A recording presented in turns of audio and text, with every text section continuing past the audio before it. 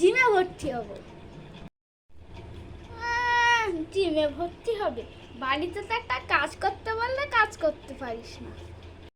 আমি কেমন ধীরে ধীরে পাতলা হয়ে যাচ্ছে, একটা জিমে ভর্তি হবো, একটা সুন্দর বডি বানাবো। তোকে পালতে পালতে তো আমি পাতলা হয়ে গেলাম, আবার জিমে ভর্তি হবে।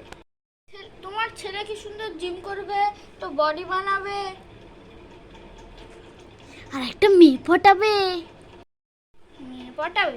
তোর যা দেখতে, এমনিও তোর কোনো মেয়ে পড়বে না। अरे बाप रे, ये तो धोती खोल रहा है। তুমি জিমে ভর্তি করাবে কিনা বলো। ঠিক আছে, ওখানে গিয়ে দেখ একটা 10 কেজি টেবিল রাখা আছে, ওটা যদি তুলে আনতে পারিস তাহলে আমি তোকে সত্যি জিমে ভর্তি করাবো। ঠিক আছে, আমি যাচ্ছি।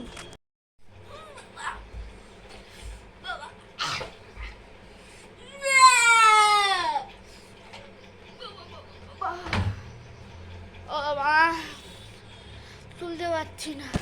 बस हवा निकल गई। সামান্য একটা টেবিল তুলতে পারে না, আমার জিমে ভর্তি হবে? চল যা, ফুট। আমারে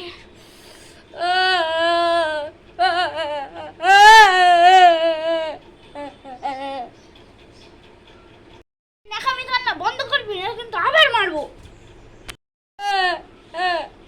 ঠিক আছে, আমি চলে যাচ্ছি।